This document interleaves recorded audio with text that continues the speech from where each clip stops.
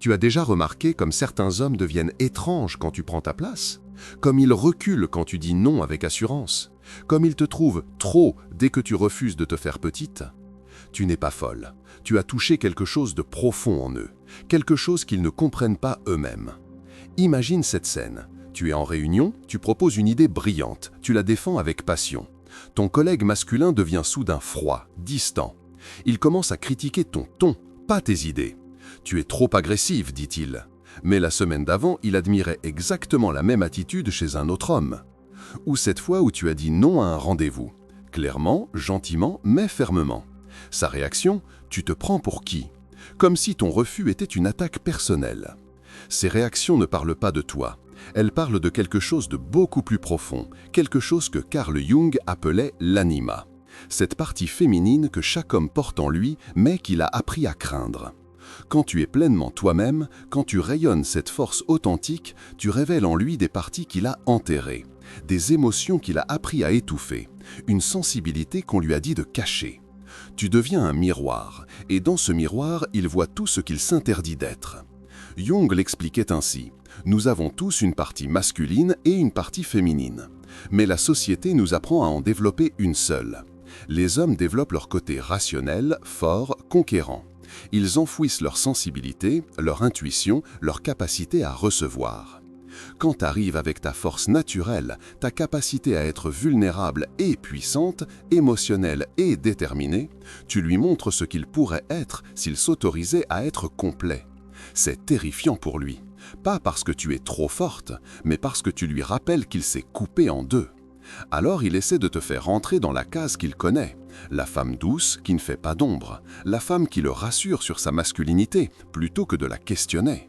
Mais toi, tu ne rentres pas dans cette case, tu es entière, et ton intégrité réveille sa propre division intérieure. Il va peut-être te dire que tu es trop émotionnel quand tu exprimes ta colère avec justesse. Parce que lui, il a appris que la colère était masculine et que si tu l'exprimes, tu prends sa place. Il va peut-être te trouver trop ambitieuse quand tu vises haut, parce que l'ambition, dans sa carte mentale, c'est son territoire. Il va peut-être te reprocher d'être trop indépendante quand tu n'as pas besoin qu'il te sauve, parce que sauver, c'est son rôle, et si tu n'en as pas besoin, qui est-il? Ce n'est pas de la méchanceté, c'est de la peur. La peur de découvrir qu'il s'est limité, qu'il s'est privé de parts entières de lui-même. Jung disait « Ce à quoi nous résistons persiste ». Et ce à quoi ils résistent en toi, c'est leur propre complétude. Si ce genre de réflexion te parle, abonne-toi à la chaîne et reste avec nous. Nous allons explorer ensemble pourquoi cette peur existe et comment elle peut se transformer. Pour comprendre cette peur, il faut d'abord comprendre comment nous construisons notre identité. Jung appelait ça la persona, le masque que nous portons pour être acceptés par le monde. Dès l'enfance, on enseigne aux petits garçons qu'être un homme, c'est être fort. Mais pas n'importe quelle force. Une force qui ne pleure pas, qui ne doute pas, qui ne demande pas d'aide. Les garçons ne pleurent pas, sois fort, ne fais pas ta chochotte. Ces phrases sculptent une persona masculine qui rejette tout ce qui pourrait sembler féminin. Le problème, c'est que Jung avait découvert quelque chose de révolutionnaire. Nous sommes tous androgynes psychologiquement. Chaque homme porte une anima, cette partie féminine faite d'intuition, d'émotion, de réceptivité. Chaque femme porte un animus, cette partie masculine faite de logique, d'assertion, de pénétration intellectuelle. Mais quand la société dit aux hommes « pour être aimé, cache ta partie féminine », ils obéissent. Ils enfouissent leur sensibilité dans leur inconscient. Ils coupent avec leur capacité à être vulnérables, réceptifs, intuitifs. Cette amputation psychologique crée une souffrance profonde. Imagine que tu dois vivre toute ta vie en n'utilisant qu'une seule main. Au début, tu t'adaptes, puis ça devient douloureusement limitant. C'est ce qui arrive quand on nie sa totalité intérieure. On devient unidimensionnel. Et cette unidimensionnalité crée une soif inextinguible, celle de retrouver sa complétude. Inconsciemment, beaucoup d'hommes cherchent des femmes qui incarnent tout ce qu'ils ont perdu. Ils veulent que tu sois émotionnel pour d'eux, intuitif pour d'eux, douce pour d'eux. Tu deviens la dépositaire de leur humanité refoulée. Mais voilà le piège. S'ils ont besoin que tu portes leur féminité, ils ont aussi besoin de contrôler cette féminité. Parce que sinon, ils se retrouvent face à leur propre vulnérabilité. Quand tu es forte et sensible, indépendante et aimante, rationnelle et intuitive, tu leur montres qu'on peut être complet. Et cette complétude les renvoie à leur propre division. C'est pour ça qu'ils préfèrent souvent les femmes qui ont besoin d'être sauvées. Pas par méchanceté, mais parce que sauver une femme fragile, c'est plus simple que de faire face à une femme entière qui leur rappelle qu'eux aussi pourraient être entiers. Ton intégrité devient un miroir impitoyable. Dans tes yeux, ils voient leur propre potentiel non réalisé. Ils voient tout ce qu'ils auraient pu être s'ils ne s'étaient pas amputés de leur sensibilité. Et ça fait mal. Ça fait mal de réaliser qu'on s'est trahi. Ça fait mal de voir que la force véritable, ce n'est pas de cacher ses émotions, mais de les intégrer. Ça fait mal de comprendre qu'on a passé sa vie à jouer un rôle au lieu d'être soi-même. Alors, au lieu de regarder cette vérité en face, certains préfèrent te diminuer, te faire rentrer dans leur cadre rassurant, te demander d'être moins pour qu'ils n'aient pas à devenir plus. Ce n'est pas conscient, c'est un mécanisme de défense profond, ancré dans des années de conditionnement. Jung distinguait l'ego du soi. L'ego, c'est cette partie de nous qui veut être acceptée, admirée, qui a peur du rejet. Le soi, c'est notre essence authentique, notre totalité. Quand un homme a construit son ego sur l'idée qu'être masculin c'est dominer, ta force authentique devient une menace existentielle. Pas pour qui il est vraiment, mais pour qui il croit devoir être. Pense à cette situation. Tu entres dans une pièce et tu rayonnes naturellement. Tu n'essayes pas d'impressionner, tu es juste toi-même. Ton énergie remplit l'espace sans effort. L'homme dont l'ego fragile a besoin d'être le centre va immédiatement se sentir en compétition. Pas avec toi consciemment, mais avec sa propre peur de disparaître. Son ego lui murmure « Si elle brille, tu vas devenir invisible. Si elle est forte, tu vas paraître faible. Si elle n'a pas besoin de toi, tu n'existes plus. » Ces pensées ne sont pas rationnelles. Elles viennent de cette partie blessée qui a appris que l'amour était conditionnel, que pour être aimé, il fallait être indispensable, que pour être respecté, il fallait que les autres soient plus petits. L'ego masculin blessé a une peur panique de l'irrélevance. Il a été construit sur l'idée qu'un homme doit apporter quelque chose d'unique, la protection, la solution, la direction. Quand tu arrives avec ta capacité à te protéger, à trouver tes solutions, à choisir ta direction, son ego panique. Mais alors, à quoi je sers ? Cette question révèle la tragédie. Il a confondu sa valeur avec sa fonction. Il pense que s'il ne peut pas te sauver, il n'a aucune raison d'être aimé. Son ombre, cette partie de lui qu'il rejette, contient justement tout ce qu'il envie secrètement en toi. Ta capacité à être vulnérable sans être faible, ta capacité à être forte sans être dure, ta permission de ressentir sans perdre ta puissance. Mais reconnaître cette envie signifierait admettre qu'il s'est trompé sur ce que signifie être un homme. Et l'ego préfère avoir raison que d'être heureux. Alors il projette sur toi ce qu'il ne supporte pas chez lui. Si tu es émotionnel, tu deviens hystérique. Si tu es déterminée, tu deviens castratrice. Si tu es indépendante, tu deviens égoïste. Ces étiquettes sont des mécanismes de défense. Elles lui permettent de ne pas voir que ce qu'il critique chez toi, c'est exactement ce qu'il s'interdit d'être. Jung appelait ça la projection. Nous reprochons aux autres ce que nous nions en nous-mêmes. L'homme qui traite une femme forte de castratrice projette sur elle sa propre peur de perdre sa masculinité. Mais cette peur révèle quelque chose de profond. Sa masculinité est si fragile qu'elle ne peut exister qu'en présence de femmes faibles. La vraie masculinité n'a pas peur de la force féminine. Elle la célèbre, elle s'en nourrit, elle grandit en sa présence. Mais pour atteindre cette vraie masculinité, il faut traverser la peur. Il faut accepter de mourir à l'ancien modèle pour renaître à quelque chose de plus grand.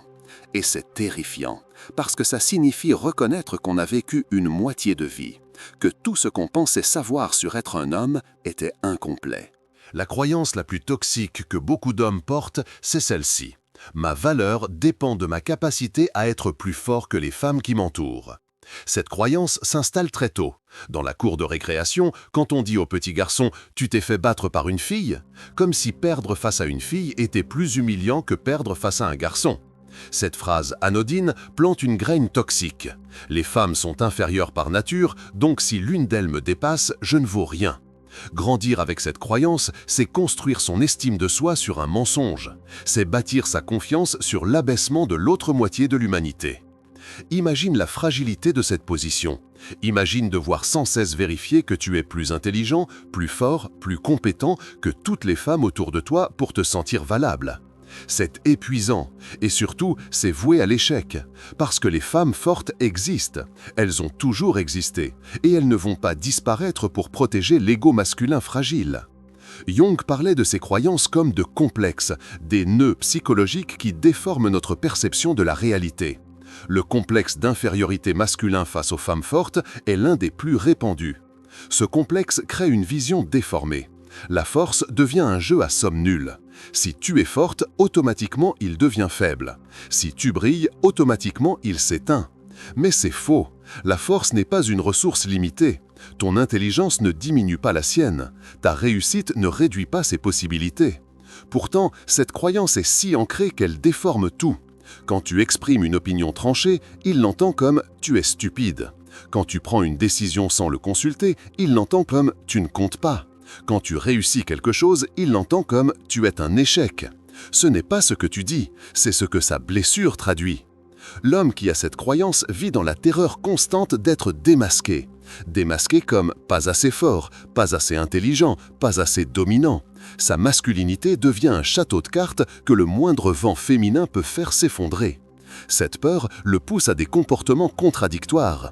Il va chercher des femmes brillantes parce qu'il les admire secrètement. Puis, il va essayer de les diminuer parce qu'elles menacent sa croyance sur lui-même. Il va te dire qu'il aime ton ambition, puis critiquer tes méthodes, te féliciter pour tes réussites, puis minimiser leur importance, t'encourager à être toi-même, puis te reprocher d'être trop. Cette ambivalence n'est pas de la manipulation consciente, c'est le résultat d'une guerre intérieure entre qui il est vraiment et qui il croit devoir être. Sa partie authentique sait que ta force est belle. Elle la reconnaît, elle la respecte, elle en a soif. Mais sa partie conditionnée panique face à cette même force. Le mensonge qu'il se raconte, c'est que pour être un homme valable, il doit être supérieur aux femmes. Mais la vérité que son âme connaît, c'est qu'être un homme valable, c'est être un humain complet. Et un humain complet célèbre la complétude chez les autres. Cette croyance limitante l'empêche de voir ce qui est évident. Nous sommes plus forts ensemble. Nous nous élevons mutuellement. Nous nous complétons sans nous diminuer. Mais voici ce que Jung nous enseigne de plus précieux. L'ombre n'est pas notre ennemi. Elle est notre trésor caché. L'ombre d'un homme qui craint les femmes fortes contient exactement ce dont il a besoin pour devenir entier, sa propre force féminine. Sa capacité à recevoir, à ressentir, à être vulnérable sans être brisé. Le moment de vérité arrive quand il réalise ceci. Ce qu'il critique chez toi, c'est ce qu'il envie le plus. Ta capacité à dire non sans culpabiliser, il rêve de l'avoir. Ta capacité à exprimer tes émotions sans perdre ta crédibilité, il en a soif. Ta capacité à être aimé pour qui tu es vraiment, pas pour ce que tu apportes, c'est son fantasme secret. Quand cette prise de conscience arrive, tout change. La femme forte n'est plus une menace, elle devient un guide. Elle lui montre le chemin vers sa propre complétude. Jung disait « Ce qui nous irrite chez les autres peut nous conduire à nous comprendre nous-mêmes. » Ta force l'irrite parce qu'elle lui rappelle sa propre force non développée. Imagine ce moment où un homme réalise que ton indépendance ne le diminue pas, elle l'inspire. Que ta force émotionnelle ne le menace pas, elle lui ouvre des possibilités. Que ta complétude ne l'exclut pas, elle l'invite à devenir complet lui aussi. C'est un moment de révolution intérieure. Soudain, au lieu de te combattre, il veut apprendre de toi. Au lieu de te diminuer, il veut grandir avec toi. Il commence à comprendre que la vraie masculinité n'est pas de dominer la féminité, mais de danser avec elle, en lui et chez les autres. Cette prise de conscience transforme sa perception de l'amour. Il comprend qu'aimer, ce n'est pas posséder, c'est célébrer. Ce n'est pas contrôler, c'est libérer. Ce n'est pas compléter l'autre, c'est devenir complet soi-même pour pouvoir vraiment rencontrer l'autre. Quand il arrête d'avoir peur de ton pouvoir, il découvre le sien. Quand il arrête de nier ta force, il peut développer la sienne. Quand il arrête de réprimer ta voix, il retrouve la sienne. Jung appelait ça l'individuation, le processus par lequel nous devenons qui nous sommes vraiment, en intégrant toutes les parties de nous-mêmes. Pour un homme, l'individuation passe par l'acceptation de son anima. Cette partie féminine qu'il a appris à craindre devient sa source de créativité, d'intuition, de connexion profonde. Il réalise que les hommes qu'il admire le plus ne sont pas ceux qui dominent les femmes, mais ceux qui les honorent. Pas ceux qui se sentent menacés par la force féminine, mais ceux qui la célèbrent. Il comprend que sa peur des femmes fortes révélait en fait sa peur de sa propre force, sa peur de décevoir, sa peur de ne pas être à la hauteur, sa peur de montrer sa vulnérabilité. Et dans cette compréhension naît une nouvelle possibilité, celle d'être un homme entier, un homme qui peut être fort et sensible, protecteur et réceptif, confiant et humble. Un homme qui n'a plus besoin que les femmes soient petites pour se sentir grand, qui peut grandir avec elles, apprendre d'elles, les célébrer sans se perdre. Cette révélation change tout.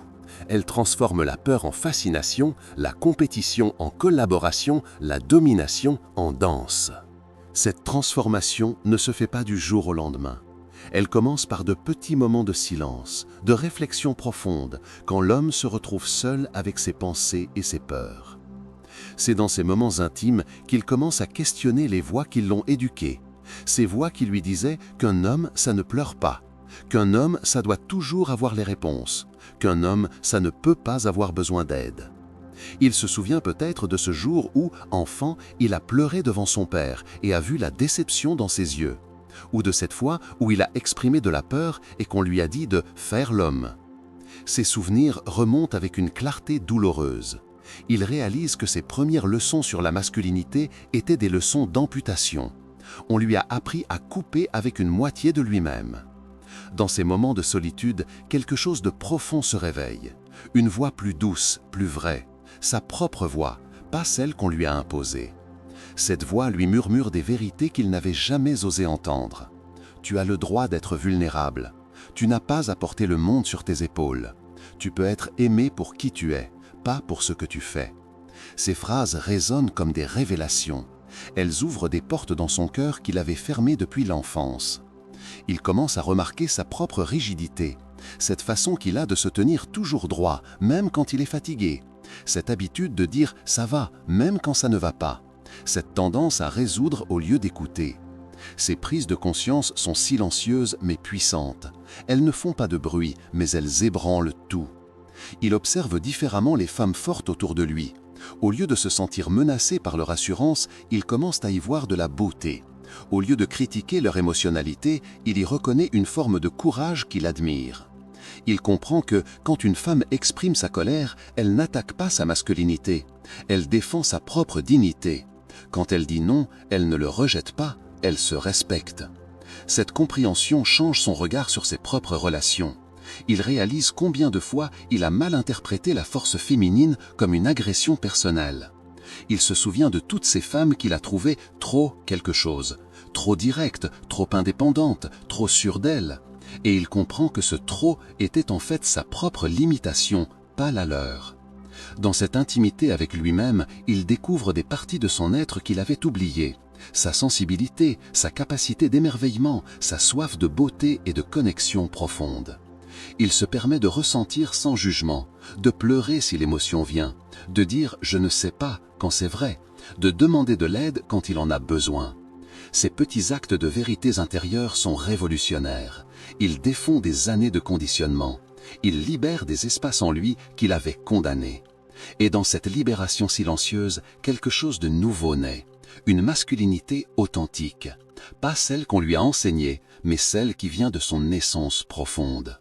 Une masculinité qui n'a pas peur de la féminité, parce qu'elle l'intègre. La vraie transformation commence quand il passe de la compréhension à l'action. Pas des grandes actions héroïques, mais des gestes simples qui changent tout. Il commence par écouter différemment. Quand sa compagne, sa collègue ou son ami lui partage quelque chose d'important, au lieu de chercher immédiatement une solution, il reste présent à son émotion. Ce changement paraît petit, mais il est révolutionnaire. Pendant des années, il a cru que sa valeur résidait dans sa capacité à réparer, à résoudre, à sauver. Maintenant, il découvre le pouvoir de simplement être là. Il apprend à dire « dis-moi comment tu te sens » au lieu de « voici ce que tu devrais faire ». Cette nouvelle façon d'être crée quelque chose d'inattendu, un espace, un espace où l'autre peut exister pleinement sans avoir à être diminué pour qu'il se sente utile. Il commence aussi à exprimer ses propres vulnérabilités, pas de façon dramatique, mais avec une honnêteté simple qui surprend tout le monde, lui le premier. Il dit « J'ai peur aussi quand c'est vrai, je me sens perdu quand c'est le cas, j'ai besoin de ton aide quand c'est nécessaire ». Ces mots qu'il avait interdits à son vocabulaire deviennent ses outils de connexion les plus puissants. Il découvre que la vulnérabilité partagée crée une intimité que la fausse force n'avait jamais pu produire. Dans ses relations avec les femmes fortes, quelque chose change radicalement. Au lieu de chercher à prouver qu'il est plus fort qu'elle, il commence à explorer comment ils peuvent être forts ensemble. Il admire ouvertement l'intelligence de sa collègue au lieu de la minimiser discrètement. Il célèbre les réussites de sa compagne au lieu de les relativiser. Il apprend de la sagesse de sa mère au lieu de la considérer comme dépassée. Ces changements de comportement ne sont pas calculés, ils émergent naturellement de sa nouvelle compréhension de lui-même. Il découvre que célébrer la force de l'autre n'amoindrit pas la sienne. Au contraire, cela révèle des forces en lui qu'il ne soupçonnait pas. Sa propre créativité se réveille, son intuition devient plus fine, sa capacité d'empathie se développe. Toutes ces qualités qu'il avait rejetées comme féminines révèlent leur vrai visage, elles sont humaines. Il commence à modeler pour les autres hommes une nouvelle façon d'être masculin, pas en prêchant, mais en vivant. Ses amis remarquent qu'il semble plus détendu, plus authentique, plus entier. Certains se moquent de ses nouveaux comportements. « Tu es devenu trop sensible », disent-ils. Mais ces critiques ne l'atteignent plus comme avant. Il sait maintenant que leur inconfort révèle leur propre peur de leur sensibilité. Il développe une forme de compassion pour ces hommes qui sont encore prisonniers du vieux modèle. Il reconnaît en eux sa propre souffrance passée. Cette compassion l'aide à rester patient avec leur résistance. Il ne cherche pas à les convertir, mais il continue à être un exemple vivant qu'on peut être un homme et être complet. Sa relation à sa propre masculinité se transforme, elle devient plus fluide, plus organique. Il peut être protecteur sans être dominateur, assertif sans être agressif, fort sans être rigide. Il intègre sa part féminine non pas en devenant moins homme, mais en devenant plus humain. Cette intégration change sa présence dans le monde. Il rayonne une force qui n'a plus besoin de se prouver, une confiance qui n'a plus besoin de diminuer les autres. Un jour, quelque chose de magique se produit. Il se retrouve en présence d'une femme particulièrement forte, brillante, assurée. Et au lieu de ressentir cette tension familière, cette envie de prouver sa supériorité, il ressent de l'admiration pure. Pas cette admiration mélangée de ressentiment qu'il connaissait avant, pas cette attraction teintée de volonté de contrôle, mais une reconnaissance claire, simple, joyeuse de la beauté de cette force. C'est son moment de grâce, le moment où il réalise que la transformation est réelle. Il observe cette femme prendre la parole avec assurance, défendre ses idées avec passion, occuper pleinement son espace. Et au lieu de se sentir diminué, il se sent inspiré. Il comprend soudain ce que Jung voulait dire quand il parlait de la syzygie, cette union des opposés. Il ne s'agit pas de fusion, mais de danse, pas de domination, mais de collaboration créative. Il voit dans cette femme forte un reflet de sa propre complétude possible. Elle lui montre qu'on peut être puissant sans écraser, confiant sans arrogance, entier sans solitude. Cette reconnaissance change son regard sur toutes ses relations passées. Il comprend maintenant pourquoi certaines femmes l'ont fui. Ce n'était pas parce qu'elles ne l'aimaient pas, mais parce qu'elles refusaient de se diminuer pour préserver son ego. Il pense à toutes ces fois où il a dit ou pensé « elle a un problème avec les hommes », quand une femme résistait à ses tentatives de contrôle. Il réalise maintenant qu'elle n'avait pas un problème avec les hommes, elle avait un problème avec l'immaturité émotionnelle qui se déguisait en masculinité. Cette prise de conscience le libère d'un énorme poids, le poids de devoir toujours être le plus fort, le plus important, ce poids qui l'épuisait sans qu'il s'en rende compte. Il découvre une nouvelle forme de force, celle qui n'a pas besoin de se comparer. Une confiance qui n'a pas besoin de diminuer les autres pour exister. Dans ce nouveau rapport à lui-même, ses relations se transforment. Les femmes fortes ne fuient plus sa présence. Au contraire, elles se sentent en sécurité avec lui. Elles peuvent être pleinement elles-mêmes sans craindre de blesser son ego. Il développe cette qualité rare, la capacité à tenir l'espace pour la puissance de l'autre, à la célébrer sans se sentir menacé, à l'encourager sans essayer de la diriger. Cette capacité fait de lui un homme magnétique, pas de cette attirance basée sur la domination ou le besoin de sauvetage, mais de cette attirance profonde qu'exercent les êtres entiers sur les autres êtres entiers. Il comprend maintenant pourquoi Jung insistait sur l'importance de l'individuation. Devenir qui nous sommes vraiment n'est pas un luxe psychologique, c'est une nécessité relationnelle. Tant que nous restons divisés intérieurement, nous cherchons chez l'autre ce qui nous manque, nous projetons, nous dépendons, nous contrôlons. Quand nous devenons entiers, nous pouvons vraiment rencontrer l'autre. Ce jour-là, en présence de cette femme forte, il ne ressent plus le besoin de prouver quoi que ce soit. Il peut simplement être présent à sa beauté, à son intelligence, à sa force, comme on admire un coucher de soleil ou une œuvre d'art. Cette simplicité du regard, cette pureté de l'admiration, c'est son diplôme d'humanité retrouvé. Et maintenant, pose-toi cette question. Dans tes relations avec les hommes, qu'est-ce que tu portes de leur peur ? Parce que voici ce que Jung nous enseigne aussi. Nous participons tous aux dynamiques que nous subissons, pas par responsabilité, mais par résonance inconsciente. Combien de fois as-tu diminué ta lumière pour rassurer un ego masculin fragile ? Combien de fois as-tu tué ta voix pour ne pas émasculer ? Combien de fois as-tu fait semblant d'avoir besoin d'aide que tu n'avais pas besoin de recevoir ? Ces adaptations inconscientes nourrissent le problème qu'elles prétendent résoudre. Quand tu te fais petite pour qu'il se sente grand, tu confirmes sa croyance que sa valeur dépend de ta faiblesse. Quand tu caches ton intelligence pour ne pas le mettre mal à l'aise, tu valides son idée que l'intelligence féminine est une menace à sa masculinité. Quand tu acceptes qu'il t'explique des choses que tu sais déjà, tu participes à ce système qui place l'expertise masculine au-dessus de la tienne. Ce n'est pas de ta faute. Ces adaptations sont des stratégies de survie que nous développons toutes. Mais Jung nous invite à la conscience. Qu'est-ce que nous perpétuons par nos propres peurs ? Ta peur d'être trop rencontre sa peur de ne pas être assez. Et dans cette rencontre, vous créez ensemble une danse toxique où personne ne peut être authentique. Mais que se passerait-il si tu décidais de porter ta force avec fierté ? Si tu refusais de te diminuer pour accommoder l'immaturité émotionnelle d'autrui ? Que se passerait-il si tu osais être pleinement toi-même, même si cela dérange, même si cela révèle la fragilité de certains égos masculins ? Jung disait que nous attirons exactement ce dont nous avons besoin pour notre évolution. Les hommes qui ont peur de ta force ont besoin de ta force pour guérir leur division intérieure.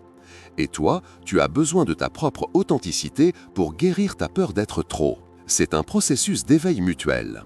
Ton refus de te diminuer peut être le déclencheur qui l'amène à questionner sa propre limitation. Ton authenticité peut être le miroir qui lui montre sa propre possibilité d'être entier. Mais cela demande du courage.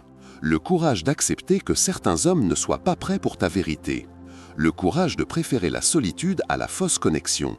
Le courage de croire que tu mérites un amour qui célèbre ta totalité. Ce courage transforme non seulement ta vie, mais aussi le monde autour de toi. Chaque fois qu'une femme refuse de se diminuer, elle ouvre un espace pour que d'autres femmes osent briller. Et elle crée une pression créative sur les hommes pour qu'ils grandissent. Jung nous enseigne que l'individuation n'est pas un processus égoïste. Quand nous devenons qui nous sommes vraiment, nous offrons au monde la possibilité de sa propre transformation. Alors voici la question qui demeure. Es-tu prête à porter ta force comme un cadeau au monde, même si ce cadeau dérange ? Es-tu prête à être la femme entière que tu es, même si cela révèle l'incomplétude de ceux qui t'entourent ? Cette question ne demande pas de réponse immédiate. Elle demande de la présence.